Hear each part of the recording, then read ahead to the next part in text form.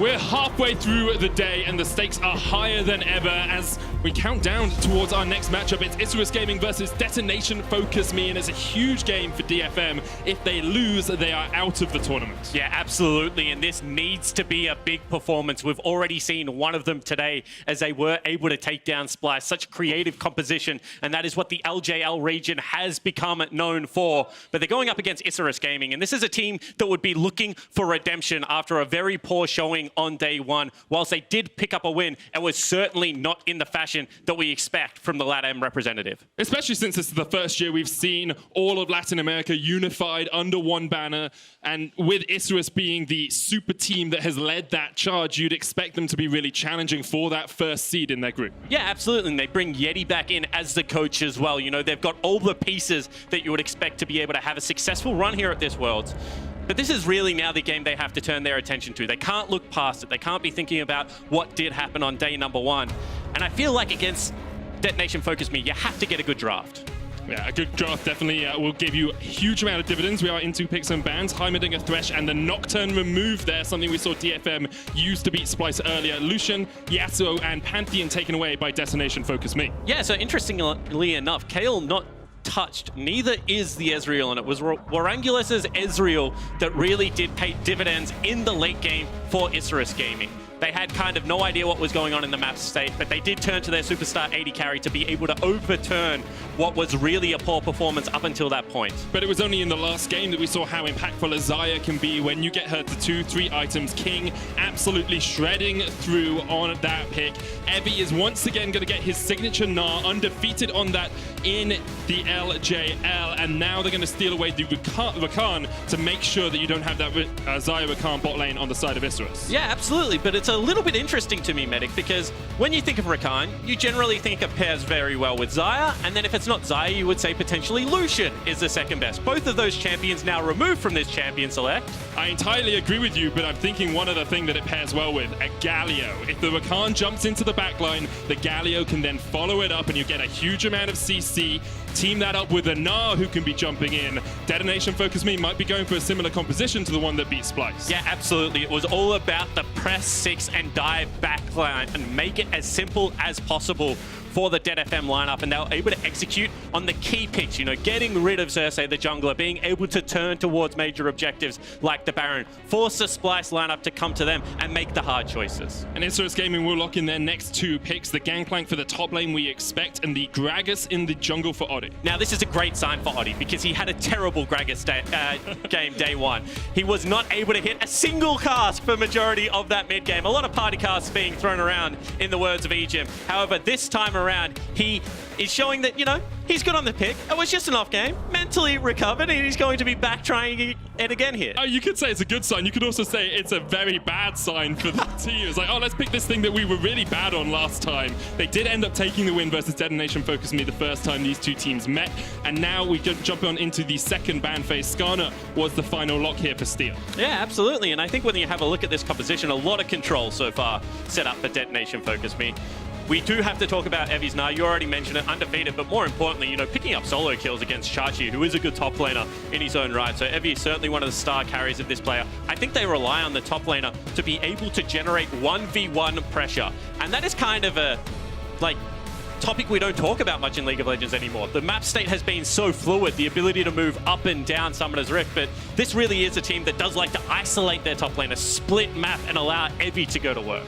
One of the strongest performers in the Japanese region. Now we do see that next phase of bans coming through. Rise taken away, the LeBlanc removed as well. Galio from Isurus Gaming. They don't want to be on the receiving end of what Splice had earlier. We'll see what their final ban is here. It's the Karma in the end. Okay, so maybe expecting Yutapon to go towards a traditional AD carry. He's already played Ashe, however, into Xayah. It can be a tough matchup. Ezreal, however, kind of safe. Super safe. Maybe too safe for my liking in what is an elimination game right now for Detonation FocusMe.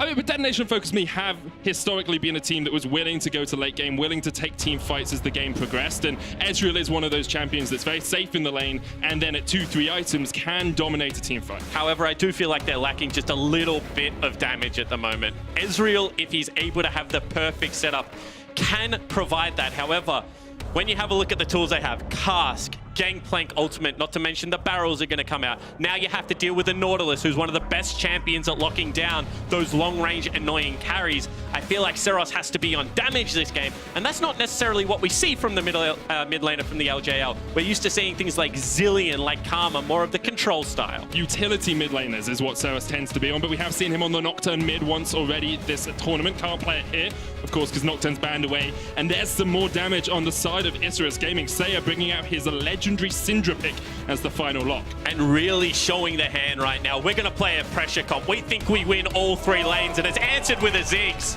The first one we've seen, and this is what I like to see. The LJL, they play spicy picks. They're not afraid to test the meta and say, you know what? Even though this isn't globally strong, we believe that we can utilize it. And now they have a very good push-poke comp that if Isurus Gaming bots your dive, oh, you've got a huge amount of damage coming out from DetonationFocusMe. Siege and Poke from that lineup. Of course, Ziggs and Ezreal are so good at keeping you at long range, and then you have the chase potential of a Skarner and a Rakan. That DetonationFocusMe's comp, if it works the way they want it to, is incredible. But look at the displacement coming out from Isurus. It's going to be very hard to find those key engagers. Yeah, it certainly is, and I feel it's especially difficult for Ziggs, right? I picture the way that these team fights will work out is that Steel is going to have to protect Ceros with the ultimate. This isn't going to be Steel trying to dive in and grab someone. It's going to be looking for Oddie to make the mistake, you know, not nail the cask and then be able to grab him and blow him up, because Ceros' job in this composition is to dish out that damage. He's going to have to put himself in some dangerous situations, and I feel like if Oddie and Seiya play this well, this should be a nightmarish early game for Ceros. Definitely should. Isurus trying to get through the early game with a lead, get ahead early on if they can. DetonationFocusMe will be trying to drag this one out as long as possible. It's all on the line for the LJL representatives here. A loss means they are out of the tournament. Isurus Gaming, of course, looking to take that win, looking to get themselves to a 2-1 scoreline before their fatal matchup later today to see if they can grab that first seat. Yeah, exactly right. And you know, DFM, they did the dirty work for Isurus Gaming. They took down Splice. They made it possible for Isurus to reclaim that top spot. But first, you have to get through the Japanese reps. Well, Isurus managed it last time. It was a drawn-out affair, 39 minutes on the clock, and really came down to one Baron fight that DetonationFocusMe started. Let's talk a little bit about how these teams want to play through the early game. As you said, Isurus will be looking to focus that mid lane. Yeah, absolutely. And I think that when you have a look at Isurus's comp, right, you have Oddie and Seiya that can put out so much pressure. You get a little bit of mid lane shove. You start controlling that bottom side jungle. All of a sudden, Steel, who does want to put the camps on cooldown early, does want to be able to push the pace on the Skarner to get towards the level 6. Does have to start making the choice. Do I defend my laners? Do I farm my jungle? And that's when Gragas can really start taking over an early game. Oddie will be trying to steal away as much of... Oh, I didn't mean that. I apologize. Steal away as much of the DetonationFocusMe's jungle as possible. Try and keep him locked down. For now, Yutapon is just going to play Bouncer down towards this bottom side. Claim a Spire for himself. Early ward from Slow in the river will mean they'll know if any shenanigans are going on early on. And I'm interested to see how DFM play this bottom lane, because whilst it isn't necessarily a pushing lane, you know, you're into Targons, you're into Xayah as well, who can fight back. Ezreal is one of those champions that if you start in lane, if you start using your ability on the wave, you can decide when you want to push or when you want to allow it to, you know, be able to come back into you. And I feel like they have to be able to generate some form of pressure. Now, Isurus Gaming know that as well. You can see on the minimap right now that they have actually started in lane. Yep. This guarantees them the push. This means it's going to have to come back off the turret before DFM get any form of control. And with the Gragas potentially pathing down towards it, could set up a gank as well off that bounce. Definitely could, and you've got an aggressive summoner on the side of Isurus for that 2v2 or 3v2 fight. Gaeng is running the heal, both AD carries taking a teleport in this matchup. We have seen a little bit of a mix between AD carries, whether they want to take TP or a combat summoner. Voices are divided backstage in the cast room. Atlas says, you know, TP's always the best. I have some dissenting opinions, but I'm not smart enough to voice them most of the time. Yeah, I mean, when I have a look at it and the pace that the game should be played right now, TP just seems so great to get to those fights, you know, the Herald flip. However, you're right. If you think that there is a skill discrepancy, if you think that you can beat down on people in the laning phase, why would you not want the heal? Why would you not want the ignite to potentially look for those outplays? So I see why in play in stage especially, we're seeing a big diversity of summoner spells down in that bottom lane. For now, both the AD carriers will decide they want to just be able to get back into lane that little bit quicker. Of course, Ezreal getting an early Sheen, getting an early Tear, and then teleporting back into the lane without losing too many minions is a boon for that champion. Meanwhile, in the top lane, not too much to talk about so far. A little bit of a CS lead for Buggax, but he is pushing the way forward into Evie. He'll catch that and has shown us, even when he falls behind on Gnar early on, he's still very good at getting back into the game. And now let's take a look at this wave positioning. You see Warangelus and Slow, they've been able to get control of this wave. They're going to look to push this one in. That will allow Oddie to secure himself bottom lane crab. All of a sudden, you have so much pressure on this bottom side of the map. Can you withstand the dive? And you know that this wave is now going to push back unless Isurus Gaming continue to hit the wave.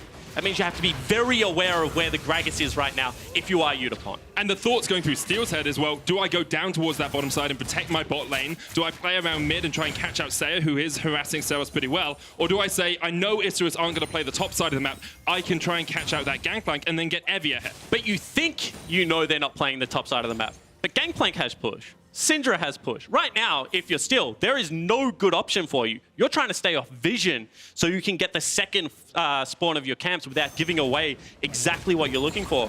And Oddie is using this to go for a very greedy path. Normally by this stage, we've seen the Gragas go back, pick himself up some boots, try and get the Predator online for the earlier ganks, but instead, this is just a hard farm jungle coming out from Oddie.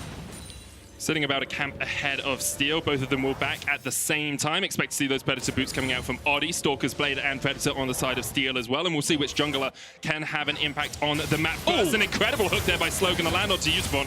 Gaeng gets the knock-up and they will be able just to escape back towards their tower. And across the board, map pressure is just so high right now for DFM. And you have to think, you know, they are the scaling comp. They expected this, but if one area cracks, it becomes so easy to stagger these objectives. We're going to have a Drake coming up quite soon on Summoner's Rift. And I love that Ender and Betty talk about this so much. You know, the ability to take 7-minute Drakes into 10-minute Rift Heralds back into the flip. There's a little bit top lane. Yeah, Buggax going to try and trade on this one. Evie's getting a lot of damage down. The wallop doesn't quite connect, and Buggax will turn around, but he doesn't really have too much mana, so it'll be difficult for him to continue that trade. And a big wave now pushing into Buggax, so he's going to have to make the call. Do I back away? Do I use my teleport? Or do I allow Oddie to come in for this gank? Does look like he's sticking around. Now, Evie does still have the flash. You can see Oddie coming in with the Predator. We wondered which jungler would have the impact first. There's a huge minion wave flashing from Oddie. The chase is there. Evie goes down. And Oddie in a solo kill top lane. And despite a bad day one, Oddie comes back and says, I can play this champion. Picks up first blood for his squad. That's incredible stuff. Look at the wave that Buggax is going to be able to farm unimpeded there in the top lane. Evie's going to have to burn his TP. Buggax still has both his summoners. Can back and get the teleport out. Steel's just trying to face off onto Oddie here. But the push, as we've talked about so many times, is in favor of Isurus. So Seiya comes across, and it's a scuttle crab to Isurus Gaming. And how can you contest any of River right now if you're Steel? You have to be able to slink back to that jungle. He is only a couple of camps away from the 6. As we take another look at this, this is just a great prediction flash. He uses all the movement speed, waits for the flash to come through, actually. So that's not mechanics. That's just big brain coming through from Oddie. Good reactions as well. We'll give him some mechanical reaction, a little bit of bonus there. Ceros knocked into the tower here by Seiya, who just continues to harass him, but both of them have burnt their teleports. Looks like they just got a Sapphire Crystal each, a Dark Seal for Ceros on the Ziggs. And this is the area of Ziggs games I don't like.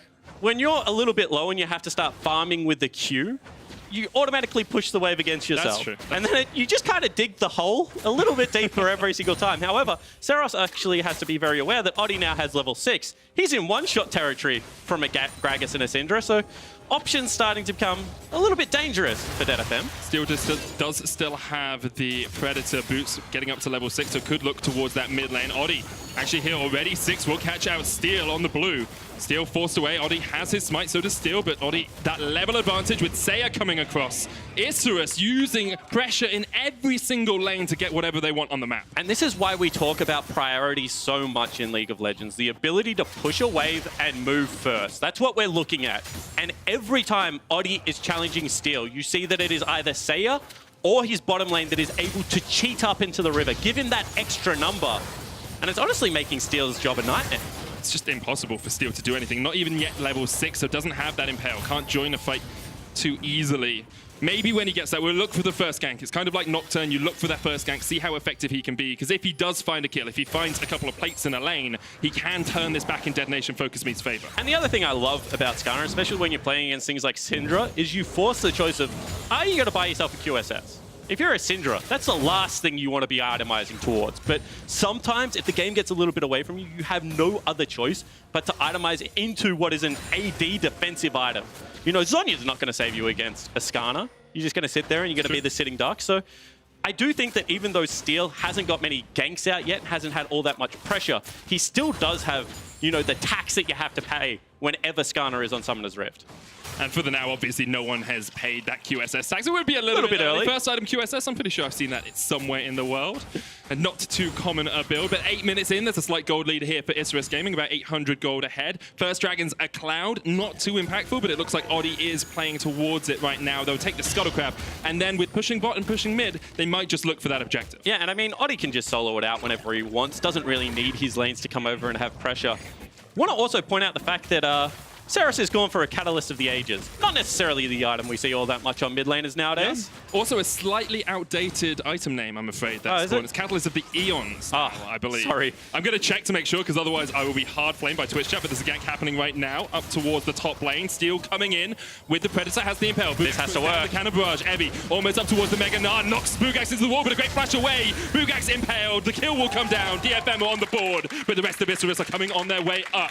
Oddie has the cask, has the damage onto Steel already, puts down a single barrel, the cask, Steel flashes away, Seiya not there in time, but there's the knockback, and into the mini-Gnar he goes, the unleashed power's not enough, the orb does not connect, and DFM get out alive. And again, it's the two veterans from Isurus Gaming that are not able to clean up. It's a successful gank for Steel into that top lane. I said it had to work because the early rotation was there, but well navigated by Evie and Steel to get the 1-for-0 and get out. I thought after they burnt so much killing Buggax that they would struggle, but it's Gaeng in the bottom lane. Rakan is too squishy to be face-checking bushes like that. Yeah, just a little bit of a magic trick. Now you see him, now you don't. Very nice trap set up there from Slow and Warangelus. And this is the late game insurance policy. This is not necessarily the lane that we expect to generate, you know, huge kills. However, it is the area of the map that you look towards as the game progresses. You can already see Warangelus with that 3,600 gold sitting at the top of the board. Certainly where the carry of Isurus Gaming wants to be. And he's the player that the team relied on during their regular season as well. He was first in KDA, first in CS difference at 15, first in gold difference at 15 in his region. And we saw the first time these two teams met, he was the guy carrying them when they got towards the late game. Yeah, and more of a new carry coming out of Latin America. People would remember White Lotus, you know, this guy that was able to step up at MSI in the international stage. However, this is kind of the first year where fans have been really content with who they're sending in the 80 carry position, where Warangelus has made that name for himself domestically. You see the swap has come out with all of that first move and push that has been able to be generated. And Evie, you might be in a bit of trouble. Yeah, Slow has the flank position here. Evie's going to try and jump away, has the Gnar to try and knock him into the wall. The dredge line does connect. Buggax still on the chase, looking for the barrels, can't quite land them. Warangelus going to flash the Gnar into the wall. Slow has to flash away, and now Buggax is tanking a tower, and Evie shots got him. He was undefeated on the Gnar in the LJL. You can't do that to this man. He will outplay you. Oddie flashes in. Evie tries to jump away, but Oddie will take the kill in the end. Okay, so the cleanup is there, but it still took 4 members, and plates are falling in the bottom lane. In the meantime, they will pop Rift Herald out to try and even up this trade, but what a play from Evie. Oh, just impeccable stuff from Evie. The plates will fall in the top lane, as you say. Bot lane, Cloud Drake went. Detonation FocusMe are looking for that third plate on the tower as well, and it means Isurus will have a gold lead coming into the next portion of the map after using the Rift Herald. Might even get the first tower here. I think they will. No real contest coming out, and Evie doesn't have his teleport in time to get to this tower. First tower of the game goes over to Isurus. They have a 2,000 gold lead at the 12-minute mark. Yeah, and it's not only the fact that he didn't really have it there. It's a, you know, Oddie hasn't shown on the map yet. You haven't seen where Slow is. You assume they're recalls, but you can see Oddie's still sitting here. There's a big wave stacking in. Slow now going to rejoin. That's a Gangplank ult bottom. There is something very fishy going on right now. You can see that Evie kind of knows something's up. Yeah, spider senses are tingling. For now, nothing doing for Isurus Gaming. They won't go for the fight. But let's talk about this play up towards the top lane, because you saw it coming, and Evie was quick to react. Yeah, well, Slow uses all of his time to go into the top side, get some good vision down, but then says, you know what, I'm behind this guy, I'll go for the gank. Evie, however, with a huge outplay. Ulti into flash, locks Buggax underneath that turret, and the additional shot is going to be there. I like the fact that Oddie commits to this, however. You know, being able to trade back is going to be so much of the damage if he goes full AP. We can already see what Gragas is doing, and it guarantees damage on the top lane turret. You know, if you don't get that play, it's a kill, it's a dragon, it's equal turret plates nearly on the bottom side of the map, so you got to be able to go for those plays. You definitely do. We talked about earlier on what Isurus would want to do in the early game. Said we want to get Ceros out of the game, maybe look at getting your bot lane ahead. They've managed to get Warangelus in a good position, but a lot of this has been about Oddie finding kills on Evie in the top lane, catching him out, playing towards the side of the map perhaps we wouldn't have expected as much. Yeah, exactly right, and that's because Buggax isn't necessarily known as the best top laner over there in Latin America. You know, as far as native talent goes, is certainly up there. However, you know, Korean imports coming into the region does bolster that particular role. However, I've been impressed by Buggax so far this tournament. I think it, once again, has been that mid-jungle duo letting down Isurus Gaming. Buggax has had some good performances. And on his Gangplank, he's going to be able to hold down the fort very well. We've talked about this, but weak side Gangplank into Evie is going to be a nightmare to deal with as the game progresses. The wave clear, the global ultimate, the oranges to be able to escape ganks, doesn't even have to go for that QSS. Really is just a nightmare to be able to shut down. All about the ability to impact the lane or the game without having to be there. It means that you can clear out waves on one side of the map and still have that ultimate affecting a team fight. Now it looks like Isurus Gaming are going to play towards the bottom side. There's no dragon. That was taken by Detonation FocusMe, but there'll be an ocean in about 2.5 minutes. And Oddie has had total control of these scuttle crabs. Whenever he's wanted them, with his lanes pushed up, he's managed to shot Steel out of the game early on, really. However, Steel has done a really good job now of consolidating farm and being able to kind of cross-map Oddie. You're right, he can't fight him right now. There's just too much wave pressure in the favor of Isurus Gaming, but I do like the fact that Steel has identified that and instead looked to trade. He's equal levels. He would be close on gold, and now potentially looking for a play. Flashes straight in. Slow has nowhere to go. Ceros gets his first kill of the game. And this is just a little bit of undisciplined play coming through for Isurus. When you hold pressure for that long, the waves will eventually bounce back. You're going to have to collect them at some point, Medic. And, you know, they just overstay their welcome in the jungle and still makes them pay. And that's exactly what you can do on a Skarner. You're never out of the game because all you need is flash ult. And as long as your team has the damage to back you up, it works incredibly well. Yutapon now stacking up his Manamune, has a Sheen, Rod of Ages, finished on Ceros. It's 2 stacks on that right now. Is it still called Rod of Ages? It's Catalyst of the Aeons, or of Aeons and Rod of Ages. Okay. Because Aeon sounds fancier, Spawn. It does, but how do you go from Aeons to Ages afterwards? Well, maybe an Aeon is shorter than an age. All right, didn't think of that. Yeah. Moving on. Where do you want to move on to? I don't know, actually. When you have a look at it, you know, first items coming through for the rest of the map as well. You're going to have Crypt Build being picked up for Xayah. I think that Xayah is a really interesting champion. I was talking to Jad about this a lot earlier, but she kind of solves her own deficiency. She's very short range, but she pumps out a lot of damage. Yeah. So the counter to that should be that she's easier to pick, but then her ulti is so annoying to deal with. Steel also setting up topside, doesn't have the ulti, so this is going to be a slightly weaker game. Buggax still has flash. Boomerang is going to connect, but the Impale isn't there, as you say, and Buggax can just walk underneath the tower. However, it does deny a little bit of CS. Looks like that's pushing into Evie right now. We'll have to look for a different area of the map. Ocean Dragon coming up and available means that Evie kind of wants to stick around, wants to hold Evie into this lane, and then be able to use the Gangplank ultimate down bottom to try and force some form of mismatched number team fight. I'm really intrigued by sort of the map state right now. Usually what we see is when a tower falls, you then start to see lanes rotate out. AD carry goes towards the mid lane. You put your GP down towards the bottom lane. Maybe put Seiya on the Syndra up towards top and just collect the farm. Here, Isurus Gaming are kind of opted into just continuing the laning phase, even though they've got that first tower. Yeah, and that's an interesting decision. I think that it is because Ceros would be able to hold mismatched numbers in the mid lane on Ziggs, especially given the fact that ult is still available. So I think that right now Isurus Gaming want to continue to push him bottom side and control this river and kind of try and force the Ziggs away from the turret that way. Hasn't worked because the last pick came across, but now Dragon is spawned. You do kind of force Detonation FocusMe to come to you.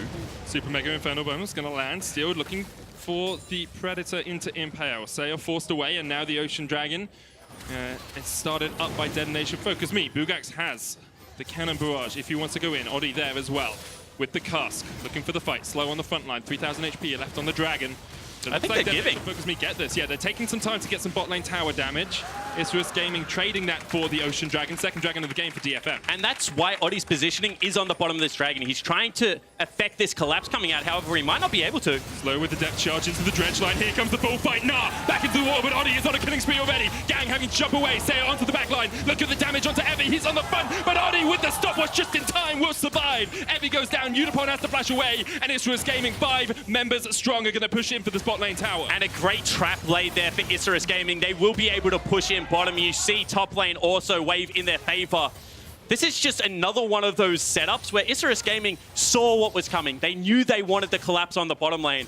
And then Oddie plays perfect goalkeeper. Look at him, keeping two members away, delaying. And they've already made the decision to fight because Slow hasn't shown himself. He wasn't a ward, but he's able to turn this early teleport in. The bouncy castle is there, and they're able to pick up the kills. Perfect Feather Storm from Warangelus as well to dodge away from the Gnar. Yutapon almost gets the damage down here in the end, but Oddie wasn't in range for the True Shot Barrage. Now, correct me if I was wrong, Medic, but this was the matchup we saw where it was Rise into Karma, and Seiya was not able to land a Rise Q. No, last time it was Kale. Oh no, it was Rise into Karma, yes, you were right, yes. Okay, was top. This time around, Seiya is playing Syndra. Yes. And that was as close to a free kill as you get on flashed. the Lady with the Spheres. Okay. Yutapon flashed. Couldn't land it again. Yeah, sure, but... He had two shots at it. One was flash, one was dodged. Okay. We'll see. We'll keep track of it. All right. Keep track of it, because I was more excited by the kills that were happening than the misses. I'll be honest. That's usually how my mind works. Just 0-0-0 looks very strange for the legendary mid laner from Latin America. It does. The 11-time Latin American champion, not having yet picked up a kill this game. Not an assist. Nor an assist. You are correct, but perhaps I'm just more lenient with my mid laners than you are. We'll see. We'll see, Spawn. We'll see as the game goes on. Certainly will. However, 20 minutes, Baron is about to come up and available, Betty. I feel you're being really mean to this guy. Am I? He's fighting in Worlds play-ins. He's had a good performance. Yes, he hasn't got a kill yet, but he's still doing a good job working with his jungler, getting Scuttle crowd control, doing everything he needs to do. And you're like, oh, he missed a Q. All right, I'll try and be nicer. I'll try my best. I will try my best. However, you're right. His lane priority early, his ability to be able to attack side lanes, it has been quite good. It was a good idea on the teleport. It was. All things considering. Yes. And he did some damage. His damage numbers will be up. Okay, so for now, Isurus Gaming have taken the bot lane tower.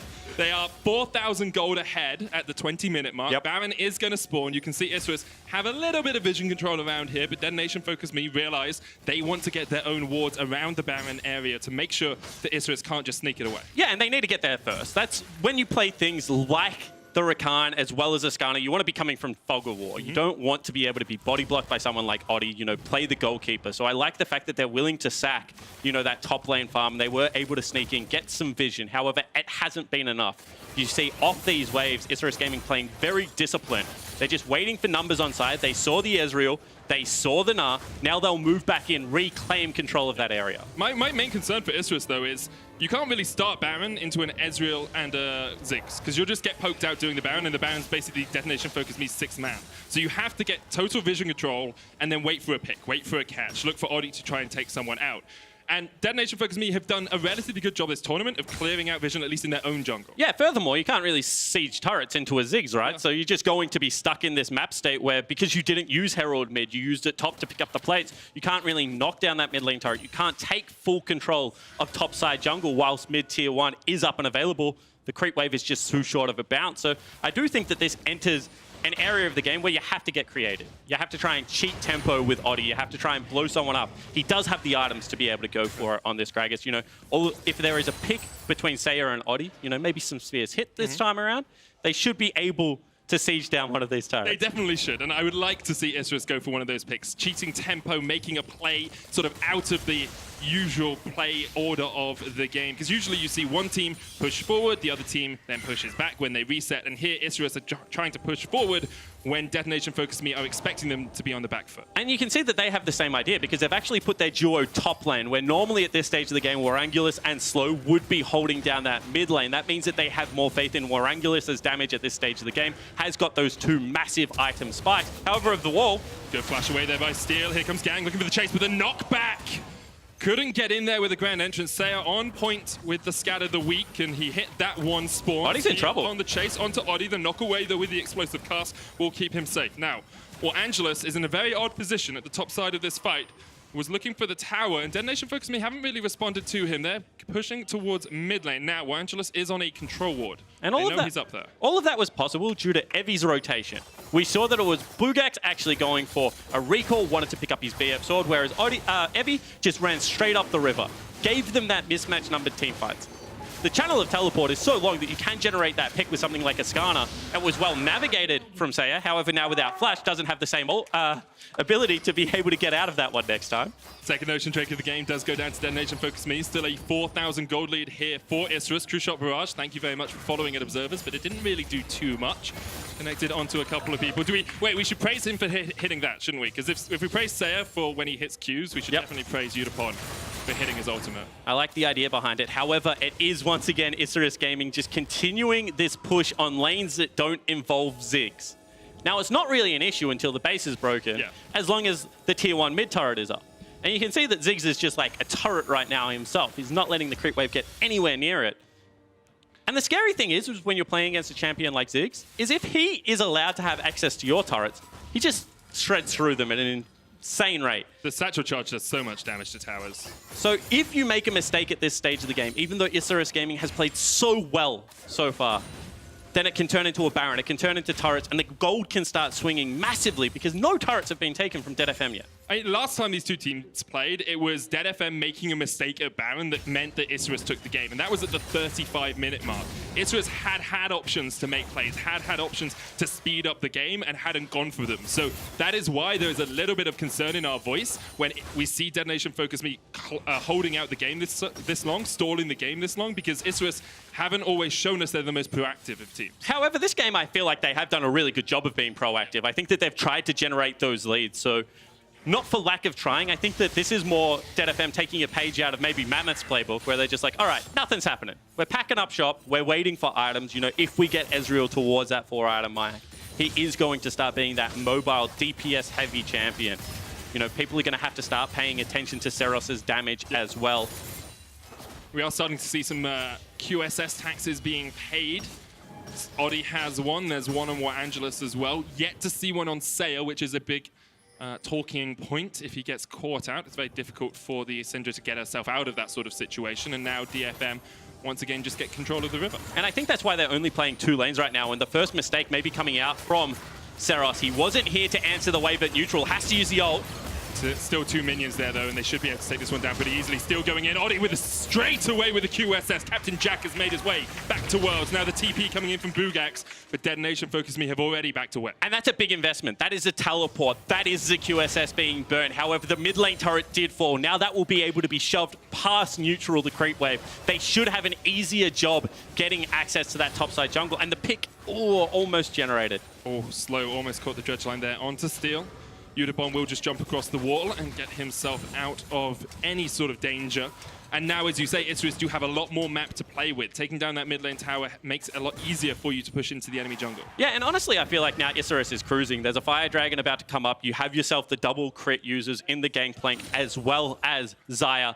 You have the 2 AP-heavy targets in the Gragas as well as Syndra. So they're going to benefit a lot from this Dragon. They also have the ability to set up the Baron much easier. Yeah.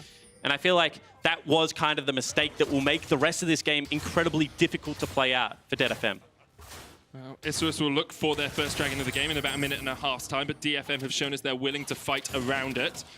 At the moment, DFM have total vision control around their own red side jungle and around that Baron. No real wards down towards the bottom side. Yeah, absolutely. And if you take a look at the minimap right now, there is only 1 control ward in the Baron pit for Isurus Gaming. That's because I think that they're going to prioritize going for the Dragon right now. They're trying to push up bottom lane. They're trying to get into that area.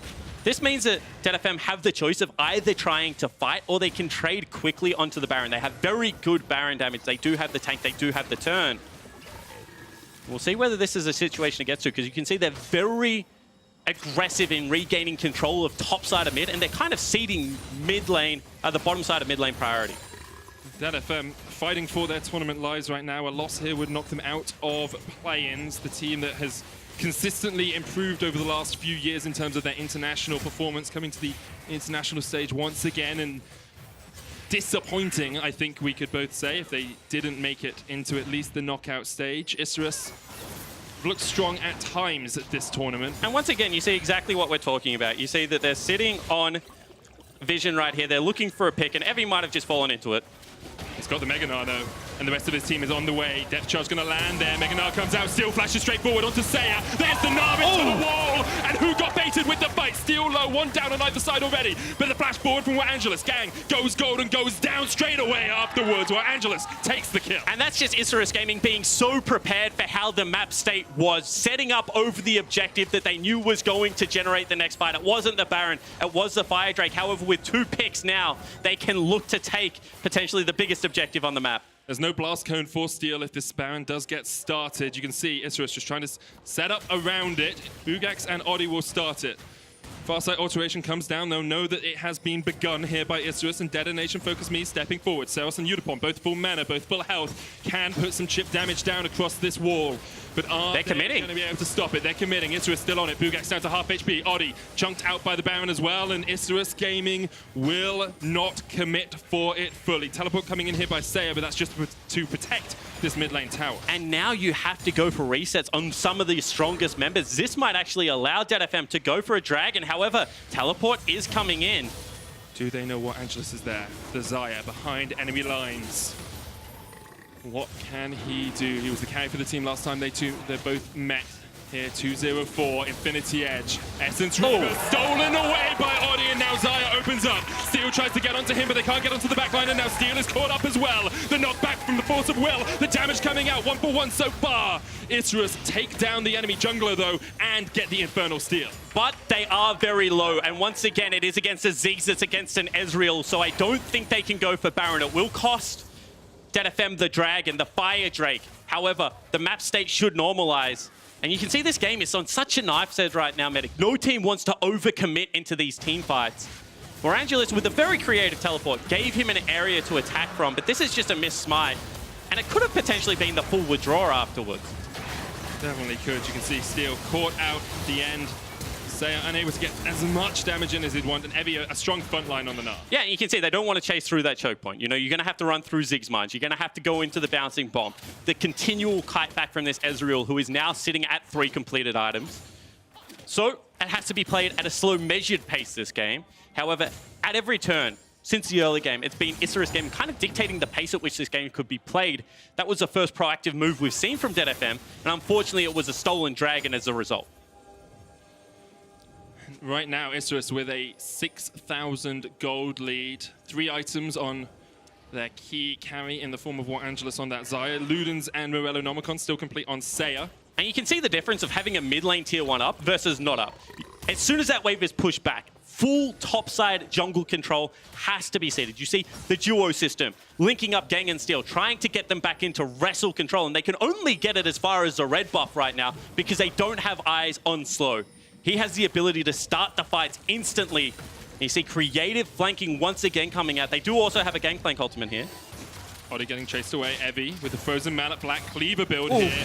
Very strong in the 1v1. Buggax stunned up. Will eat the oranges. Pops the cannon barrage. Evie decides he doesn't want to trade anymore, and Buggax is turning this one around. Evie flashes away. Buggax gets the kill in the 1v1.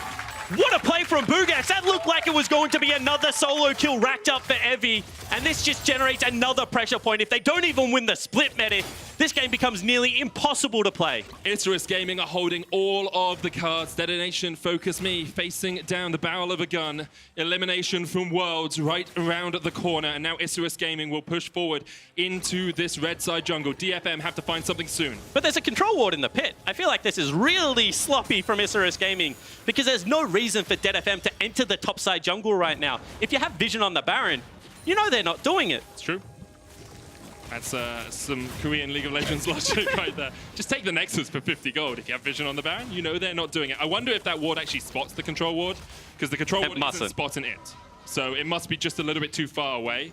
Isurus Gaming not clearing it out as well implies that the control ward isn't aware that the Farsight Alteration isn't aware there's a control ward in the pit. And now DFM know There's no Baron being done. They've reset. We can just go through and get some vision control back in our own red side jungle. And this is why when you allocate jobs in the morning, you know, it's your job to make the bed. It's my job to do the dishes. You have to have someone's job that is to pink ward the pit. Because otherwise, things like this happen and you look like a fool. I live with Vedius. I do most of the dishes. Let's be honest.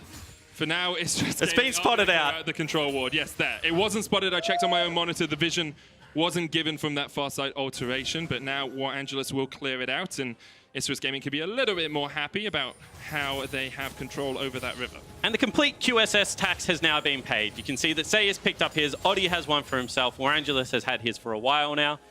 And this now makes Steel's job really, really difficult. Yep. You can grab the Nautilus. Or the Gangplank. He has oranges, mate. He does, but you hope that he forgets to use them, I guess. Okay, then you can grab anyone in that logic.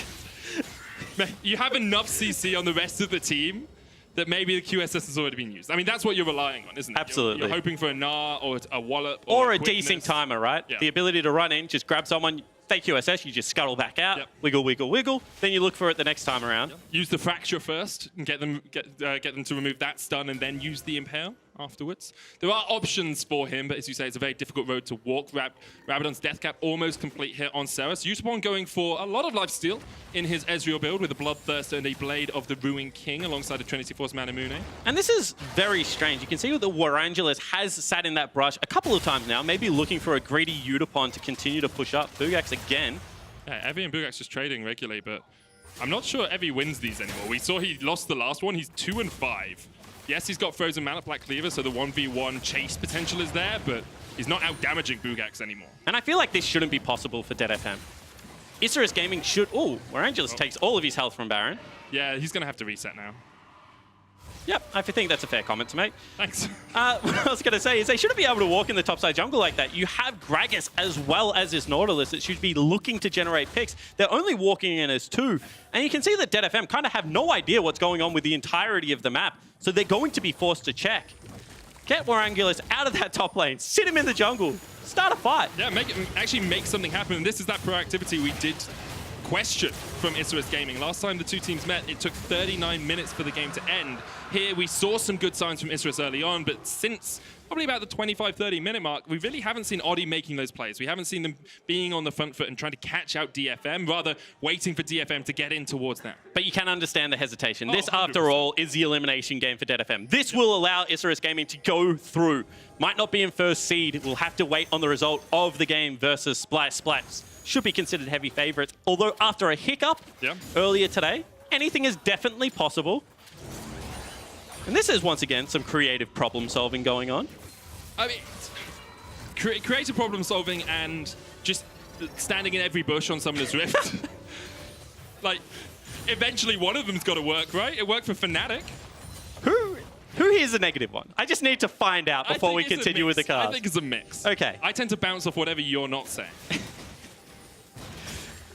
So the creative problem solving didn't work. I'm going to stick with it. Okay. Warangelus just really wanted to make sure that Evie wasn't going to face check that brush. You can still hanging out there in the bottom jungle. And this will once again allow DFM to be able to push up mid lane. Oh, DFM. If they go for the Baron, this is actually just mirrored what they did last time. If they start this up, it's exactly what they did last time. They're not going to do it. It's so hard to chase last time, so. Yeah, but this time around, it's so hard to chase through what they have. You know, Ziggs Minefield in a choke point is going to be able to control. There goes Steel. Using the Righteous Glory and the Predators to try and get forward. Wasn't able to find any man. I think it was just the Righteous Glory, actually. Not sure he popped the... Oh, no, he has popped the Predator. Yeah, boots cooldown. Yeah, DFM now pushing in mid. Oddie with a flank position, but Warangelus is up towards the top side. He's already at 4 items. Can't really get too much stronger. DFM should just be able to take this tower pretty easily. Isurus Gaming not in the right place at the right time, and DFM make them pay for it. Yeah, this has been a strange game, Medic. That is just completely seating the mid lane as... Ooh. That could have been the fight. Yep, that could have been it. That the LJL reps were looking for. You can see they're now in behind Warangelus, and the rest of the team isn't there. Steel could grab him. So Warangelus has the Featherstorm, has the QSS, has Flash. Steel goes forward. There's the Featherstorm, but here comes Gaeng looking for the fight onto Warangelus. Catches him out, but on the back line, Isurus in there. Look at the damage coming onto Warangelus. He's still alive. He's dead. Oh, he's shut down. And Isurus Gaming maybe overstepped in the top lane. Evie jumping forward, 2-for-1 trade already. Evie somehow survives on the back line as well. Isurus Gaming overstep and Detonation FocusMe pull the trigger, find their mark, and are now looking to take the Baron. Yeah, they still want to continue. Teleport is available. They should be able to pick up this objective. However, they have to be very concerned with Seiya. He still has the summoner spells up and available, but 30-second death time is... Maybe they don't even contest. Maybe they don't. Slow backing away. Seiya and Buggax waiting in their blue buff, but they're not going to be able to go for it. Detonation FocusMe found the pick that they wanted. They'll take the Baron.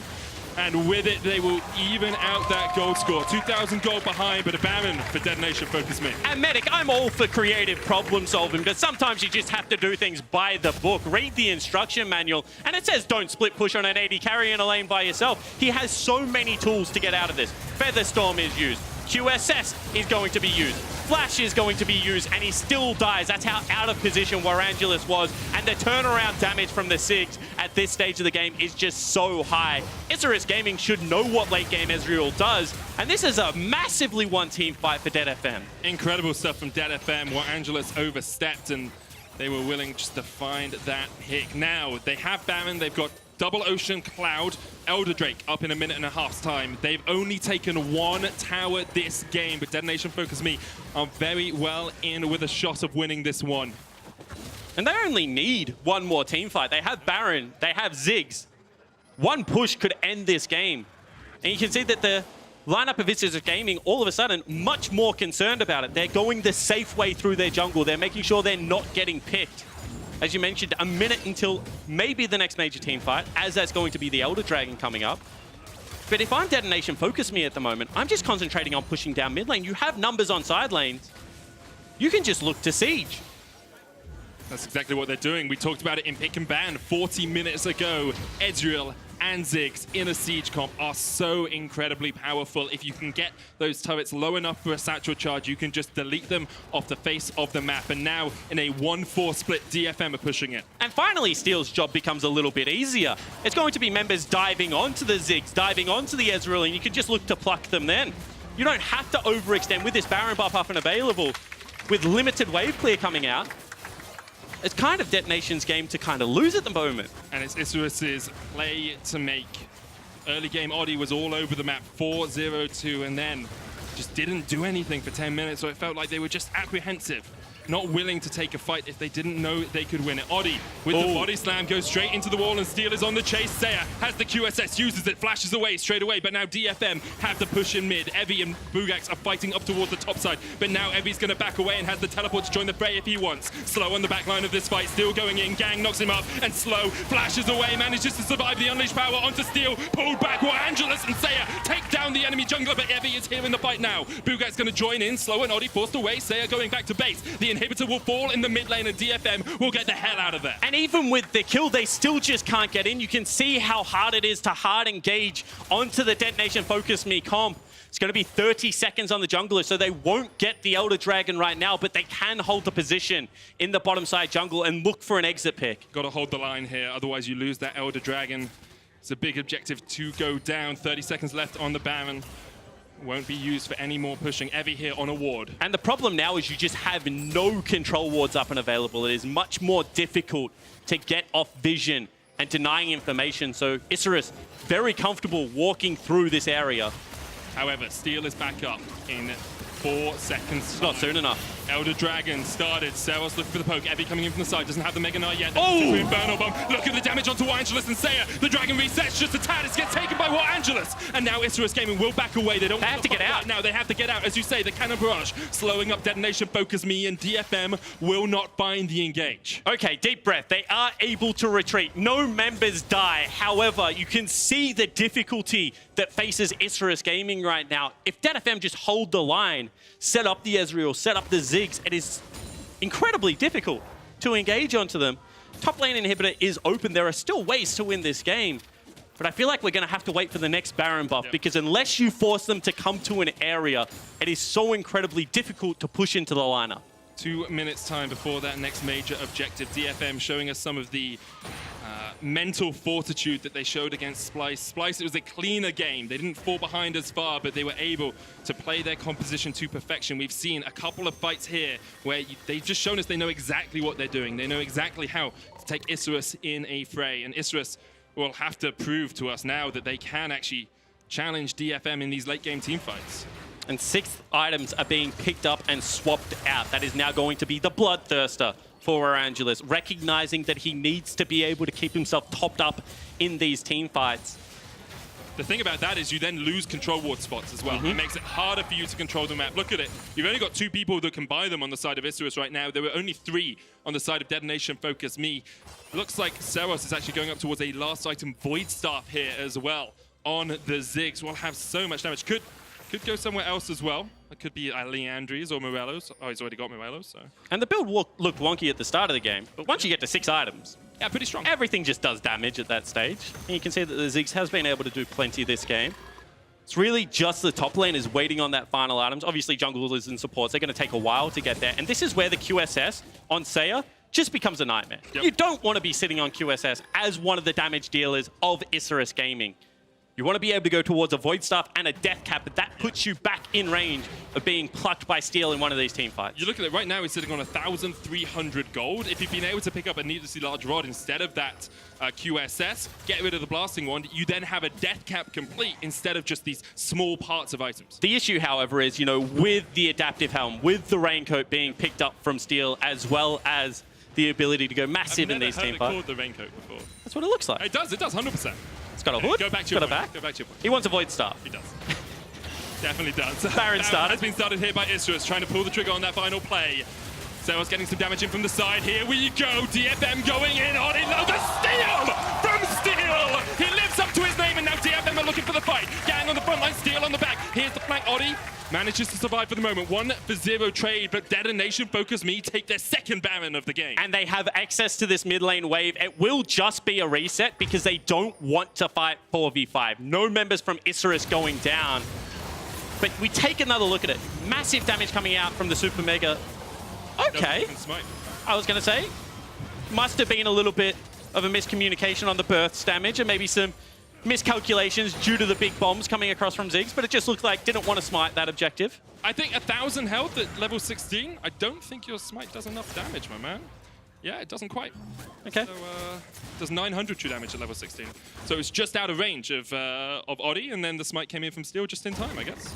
They are both the same level. Yep. But just one of those really tough ones. In a jungler, in a position like that, it is a 50-50 drain. Yeah, and different junglers will tell you different things. I was about to bring up the exact thing. Some junglers prefer to actually enter the pit and be able to look at the numbers going down. Obviously, if you're coordinated, you should be able to describe your burst damage that's coming across. Gangplank barrels, maybe a Syndra sphere. Sure, but then you have a Mega Inferno Bomb added onto that. I agree. It's difficult. It's difficult. Once again, who's positive and who's negative here? It's a mix. It's a mix. Right now, I'm positive that this game is continuing. That was the worst segue I've ever done in my life. But let's get back into the matter, because DFM, although they're 3,000 gold behind, that doesn't matter too much right now. They have a Baron buff for a minute and a half. Isurus Gaming, after being well in control of this matchup, have really struggled in the last 20 minutes or so. DFM playing for the late game, as they have been wont to do over the last few international competitions. And this is now the longest game at Worlds so far. 45 minutes, and we've had some long ones already. However, this just shows the pressure on these two lineups. Isurus Gaming know they can punch the second place ticket and fight for first later, and Detonation FocusMe need to win this game to have any shot of being able to continue their Worlds journey. Almost out of Worlds. If they lose this, they're out, but now they're knocking on the inhibitor. Isurus Gaming, 5 members strong, defending versus all 5 of DFM. Poke damage coming in from Warangelus. Steel stepping forward. Warangelus, of course, does still have the Featherstorm. Has a QSS, has the Flash. Summoners across the board. All flashes but the junglers. It could be a chaotic fight if it was to break out, but DFM continue just to poke, just to prod. On towards Isurus Gaming. Steel chunked out a little bit, but it's not quite enough damage to really make him go back. True Shot Barrage comes out, really doesn't do too much. But that inhibitor slowly being chipped away at, down to about a quarter of its health. Evie almost up towards the Mega Gnar. Damage onto Oddie, as you say. Ooh. And the damage is much stickier from DFM because they have the double Ocean Drakes. So you can see Isurus, once they get chunked out, have to walk back. However, fight. Evie almost out of Mega there, had to jump away. The inhibitor still stands. 18 seconds on the Elder Dragon. It would be the second of the game for Isurus if they got it. DFM making a beeline towards it. And very good reset off vision. So Isurus don't know whether they can continue to chase through. However, no wards close enough for a teleport any better than the top tier 2, mid lane tier 2 as well. So this will allow Isurus Gaming to go through mid lane if they want to contest. Now, Yutapon has shown that they are around the position by clicking onto Oddie. Slow and the rest of Isurus pushing through. Good stun. As you say, Yutapon stunned up, but now, will Isurus just accept that actually they can go for... They're just going for the base. Do you go for Elder? Do you do this? Is Detonation FocusMe? Yutapon's being left behind. They're going for the base. Isurus Gaming on the inhibitor tower. Yutapon is going to take the Elder Dragon, but Detonation FocusMe have to react. Can they stop the bases? Stop. Slow's trying to stop him. Slow not able to get him out in time. He keeps Ceros around, so Gaeng is there. Ceros low, caught out by Oddie and Slow, but Ceros manages to get away. The cannon barrage, not quite enough damage, but Slow goes down. Slow goes down. 2 inhibitors have fallen in the base. Buggax going to steal away the blue buff. 2 inhibitors did fall. Isurus Gaming were able to get what they wanted out of it, and the Elder Dragon did not go down. And you can see the chase is going to continue because Seiya is just going to have to walk away. The air dragon that no one really speaks about. And you can see that Evie also in trouble. He's in a lot of trouble. He has the GA. He flashes away. Yutapon going forward. Seiya trying to get away off towards the top side of this, but Evie's going to jump the wall. Seiya still has the flash, but doesn't really have anywhere to go. The Elder Dragon goes down. That's the second of the game now for Isurus. And although they've lost their mid laner, although they've lost their support, they have broken the base of DFM, and they have their second Elder Drake. And for 20 seconds, it was a 5v3. However, due to the minion wave positioning, due to the cut that came through from Isurus and entering the base, there is nothing DFM can do with this time. They might be able to generate a fight while Seiya is down, but Can you hold on? Double Infernal Dragon and a 6-item AD carry, I think you might be able to. I am not sure that Detonation FocusMe can hold on to this game. You still have 5 minutes left on that Elder Dragon buff.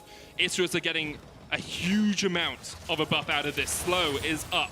Seiya's up. I mean, you can just wait out Syndra coming back onto the map, and then you've got 2 inhibitors down. And I feel like they had to go now. I feel like when Seiya was down was the opportunity that DFM have been looking for. Still 15 seconds left. Can they find it? Looking for Warangelus. Steel going on the front line. Yutapon chunked out. Steel now pull back with the blade caller. Warangelus able to dodge his way out of that, and they agreed with you. They said we have to go now, but now they do not have a chance. Seiya's back up, has the teleports as well, and look at that minion wave in the top lane. Stacked up, bot lane stacked up. It's going to be so hard now for Detonation FocusMe to hold on to this game. And that should be Baron. Seiya is up and available. He has teleport. If you don't respect that huge creep wave top, 2 teleports going to come out, 3 teleports come out, and they just end the game.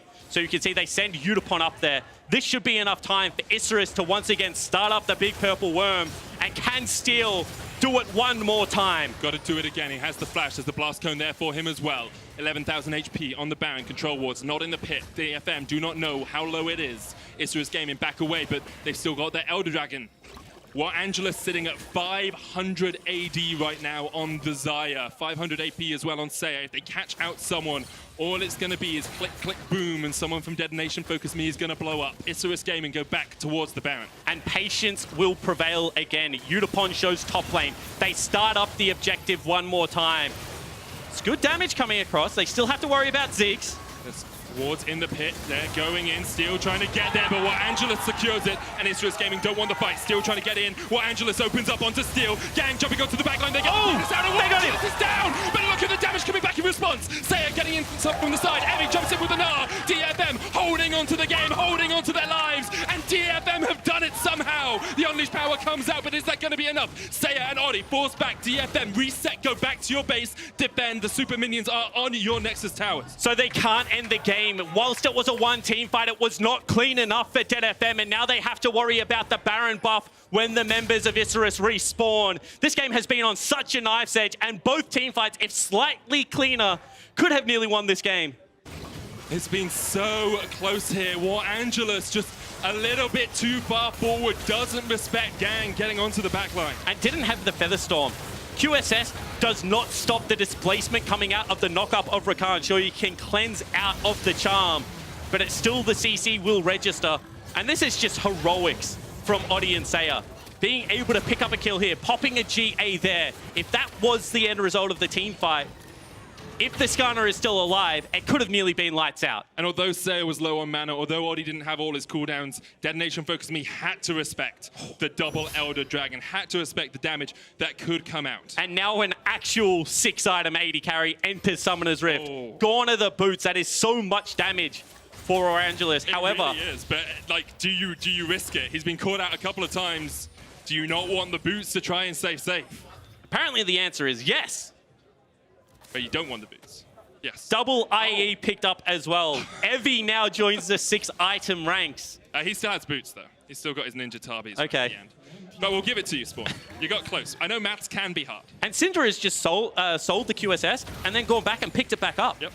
Seiya's like, I don't want this item. But you have to take it. But I need it. He was going to kill you. Elder Dragon, the buff remains for 40 seconds. Isurus Gaming, 4,000 gold ahead, but really gold doesn't matter worth a damn right now. Isurus looking for that last outer tower, the last inhibitor tower remaining. Only one Nexus tower left for DFM. Here we go, the fight. You have to feel it's going to start. Buggax not with the team. True Shot Barrage going to hit onto Warangelus. Still trying to run in, but the Force of Will knock him back. And now Buggax can push in that mid. Both inhibitors have respawned, but Buggax is open to put some damage down if he can. DFM react. They go towards mid. They clear out the way, but now the rest of Isurus will be pushing in bot. It's a back and forth. It's an ebb and flow here for Isurus Gaming. They're just trying to pull DFM around the map. And Yutapon goes in onto Buggax right now. Has him at half health, however, will not be able to register the kill. And this is just desynced minion waves. Steal. Gaeng going in. They're trying to get onto slow. They get some damage on Gaeng on the backline, but here comes the TP in from Buggax. And now Isurus Gaming can open up. DFM unable to find their mark with the engage, and Isurus will reset. They'll just wait for the next wave to push in, and then they'll go once again. Evie looking for the flank position, has the Gnar, has the flash, trying to get in. The damage coming down onto Seiya is monumental as well. Evie jumping onto Oddie, True Shot Barrage comes out as well, but DFM have only delayed the game. They've only pushed Isurus Gaming back for a moment. However, now there is another Elder Dragon that is about to enter Summoner's Rift. 20 seconds left on that. Massive minion wave mid has to be dealt with from Evie. And you can see these ultimates from Yutapon, from Ceros, are doing a great job at taking away half the HP. But it's just so hard to engage onto the lineup right now of Isurus. DFM on their last legs. No, they'll be knocked out if they lose this game. Isurus Gaming looking for the seed. Here goes Steel. Tries to get on. He got him! The Impale. They get him, Spawn! They get him, and now with the jungler down, Isurus Gaming might look for the fight still. Buggax down towards the bottom side, doesn't have the cannon barrage. Warangelus and slow down here as well, but Steel's down to about 1,000 HP, shielded up for the moment. Evie pushing forward, has the Mega Gnar coming up, and now maybe Isurus missing the dredge line, won't go in. DFM looking for their Elder Drake. It would be a third of the game for Isurus if they can steal it. DFM just want the one, just want this right now, and you can see Isurus giving it up. They give up the ghost of the fight. Detonation FocusMe will fight to their last to stay in Worlds. And what a game! Steel finally with the Duke, runs up to Oddie, stands next to him, waits for the QSS to come out, and then just drags him back into the team. Oh, I believe it was the fracture into QSS, into Impale combo we talked about. When those QSSs started to rattle off Spawn, I'm sure someone will have clipped it on Twitter, put it up there. You can see exactly how Steel played around that itemization choice. Now, Baron, 1 minute away. I've said that 4 times already this game. Oddie, 11 seconds away from coming back to life. All flashes are up apart from Steel. He won't be able to find that flash engage, and that makes it a lot more difficult for Detonation FocusMe because he has been their key man at getting onto that back line. And a 55-minute game in modern League of Legends is a thing of mystery. But they've been able to drag this out for so long.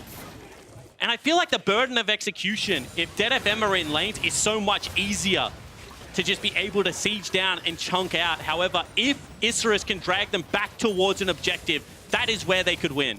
Definitely is. I just want to bring attention to the fact that Oddie has got Shurelias here to try and keep his team safe if they get engaged on, and Warangelus is the target right now. Evie knocked back, lockdown, GA has been popped. Can the rest of DFM save him before he falls? The feathers coming out, pulled back, Warangelus takes the kill, and now DFM have to reset. It's a minute and a half before Evie even gets back onto the rip. And I feel like right now, Baron is a bait. It is going to be a 4v5 for a minute and a half. Just march down mid lane, start knocking down those inhibitors.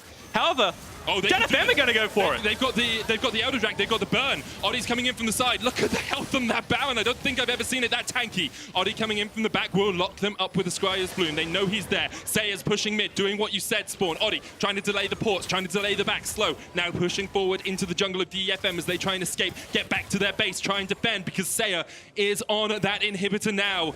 And Slow, all you got to do is stop them. All you got to do is keep them around. Teleport coming out. DFM getting back to defend. Seiya almost takes it, gets the knockback, but the inhibitor survives and Steelers on the chase. Seiya flashes the wall. Just about gets out alive.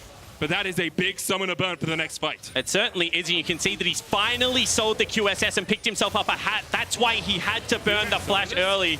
Don't think he can, however, the rest of the team is coming in to help. This is dangerous for Buggax now. If Isurus take a fight, he's down at half HP. They take the Scuttle Crab, but Evie up in 9 seconds could teleport into any fight that started. And with no inhibitors down and still 3 minutes on the inhib from Isurus Gaming, they have the prio. Buggax clearing out the one hit, but here comes Gaeng. Flash away from Buggax. Warangelus, watch him down towards the bottom side of the fight. Slow going forward, unleash power onto Gaeng. Isurus trying to defend, trying to hold their line, but now here comes Evie from the side. All of Isurus Gaming going to dogpile onto him. He gets over the wall. Can he get to Mega in time? He flashes away, he survives, but DFM can't quite find the knockback from Oddie is sublime, and it saves Isurus Gaming for the time being.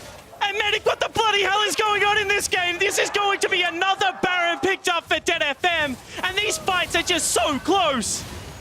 It's all on a knife's edge, and you can tell how much it means to both teams. 100,000 gold for Isurus Gaming. DFM about to match them one by one. Oddie looking for the... Do you go for it? You go for it. You got to go for it right now. You're 58 minutes into the game. Oddie looking for it. Still knocked back. The damage coming out from Isurus delays it once again. DFM, take a breath. Isurus, take a breath, because right now you need to reset. This game has been hectic for the last couple of minutes, but you have to think through your next steps. And this is a super late game. They go in.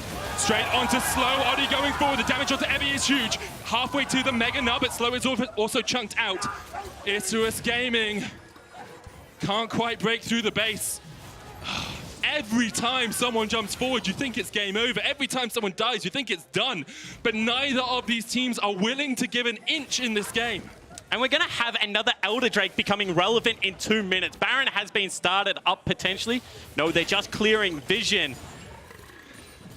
And unfortunately, with so much of the base destroyed, Yutapon goes in. Gaeng goes in straight onto Buggax. Buggax suppressed, pulled back. Gaeng acting as the bouncer, and that's 1-for-1. Yutapon jumping away. Here comes the Mega Inferno Bomb, but Oddie will pop the stopwatch. DFM resetting, looking for the fight. Going in. Evie with the Gnar. It's only Slow. Knocked back. Evie falling low. Steal there low as well. Evie goes down. Warangelus from the side.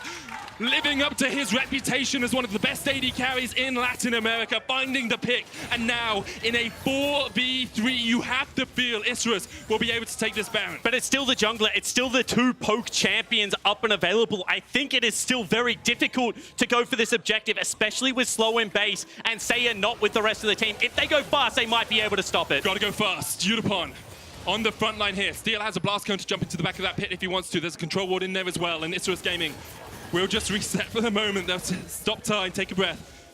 Take a second. Oddie chunked out just a little bit, but heals up. Here's Steel. Ceros up towards the top side. Almost has the Mega Inferno Bomb. Half health left on the Baron. Yutapon getting the damage down onto Slow. Steel looking for the position to go in here. The blast cone not there anymore. Steel doesn't have the flash. And I think they might just give this one up. Here comes the Mega Inferno Bomb. It's too early. Oddie secures it. Oddie gets out. And Isurus Gaming takes the Baron. Okay, so that's going to be the recall. Mid lane inhibitor is coming up in 30 seconds. Elder Drake in 20. They should be able to get there in time. And you can see that Steel wants to be able to secure the area first. Evie still 10 seconds away and no teleport. Stakes are so high for this game. This is DFM's last chance to stay at Worlds, to do some more damage. And you can see that they're trying to fight with everything to hold on.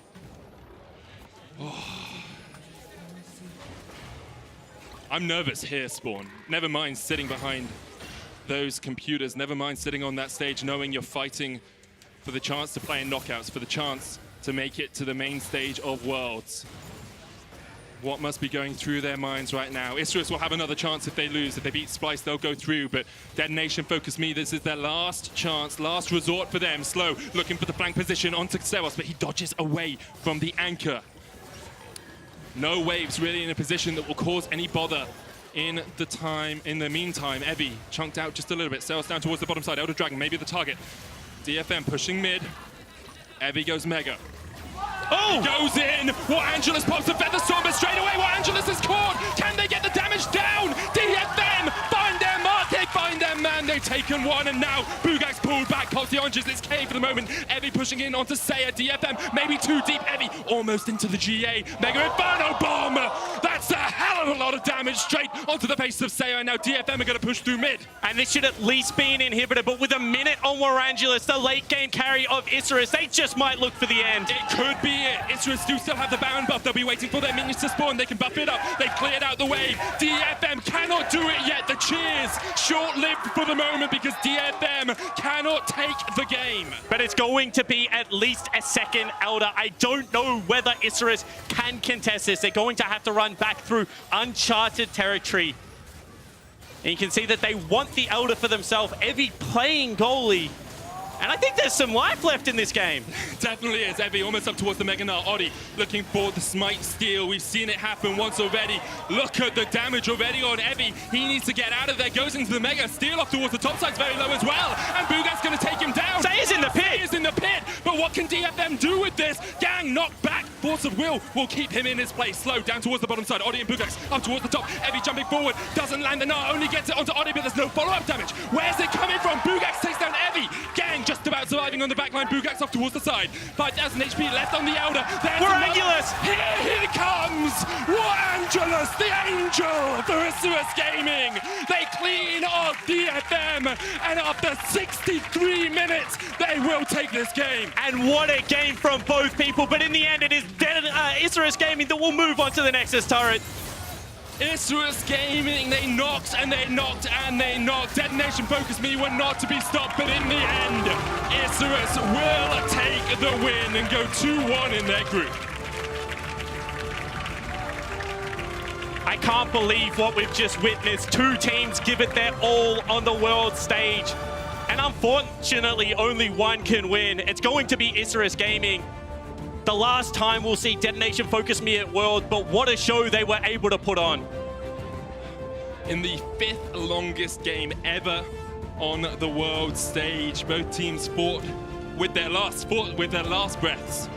And yes, of course, it's great for Isurus. They can play against Spliceville, #1 seed in the group later on, but that performance from DFM was spirited, it was full of heart. They put everything on the line to try and keep Japan alive on the competitive stage. And they'll be disappointed, no doubt. They would have thought that that game was so close and they had it after a terrific MSI going 4-2 in groups.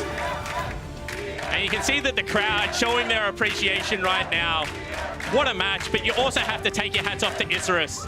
Yeah. Time and time again, those players were coming in clutch and just scraping and clawing and holding on. The decision-making in some of those key moments was just sublime. Seeing Oddie catch people out, seeing Warangelus with that TP at the end as well.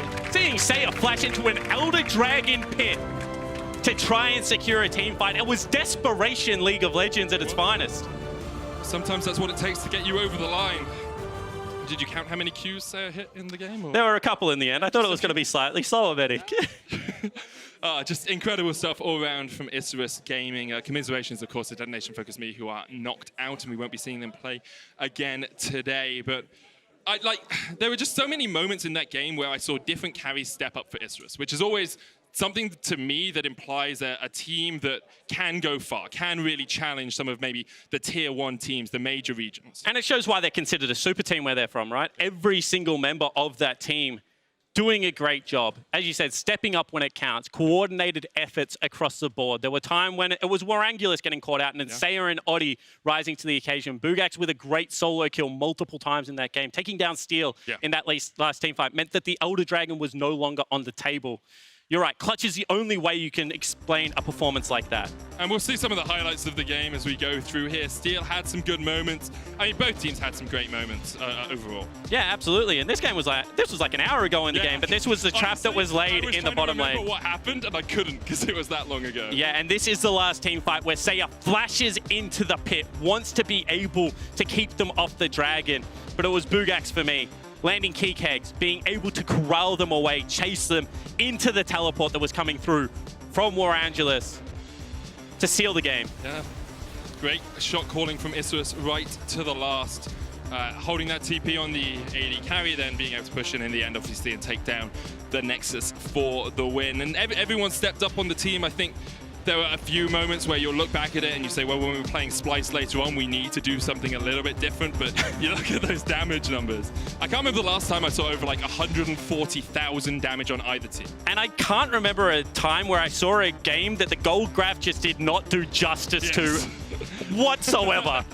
That looks like it was a steady climb with, you know, maybe a they throw. made one but mistake. Yeah, they got back into it.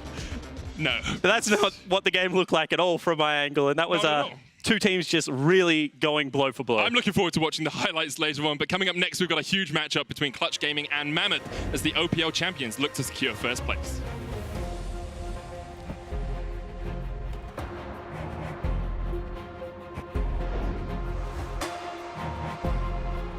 You can see Oddie coming in with the Predator. We wondered which jungler would have the impact first. There's a huge minion wave. Flashing from Oddie. The chase is there. Heavy goes down. Slow with the depth charge into the dredge line. Here comes the bullfight. Gnar back into the water, but Oddie is on a killing spree already. Gaeng having to jump away. Seiya onto the back line. Look at the damage onto Evie. He's on the front, but Oddie with the stopwatch just in time will survive. Here we go. DFM going in. Oddie, the steal from Steel. He lives up to his name, and now DFM are looking for the fight. Gaeng on the front line. Steel on the back. Steel trying to get in. Warangelus opens up onto Steel. Gaeng jumping onto the back line. They get this out away. Warangelus is down, but look at the damage coming back in response. Seiya getting in from the side. Evie jumps in with a Gnar. DFM holding onto the game, holding onto their lives. 5,000 HP left on the Elder. Warangelus! Here he comes! Warangelus, the angel for Isurus Gaming. They clean off DFM, and after 63 minutes, they will take this game.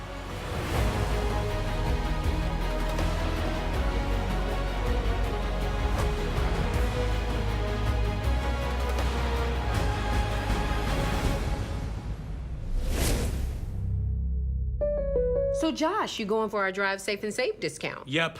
Using the app, driving safe. You wanna go? You wanna go, bro? Hey, do not mess with my discount. Woo! You can save up to 30%. Let's go!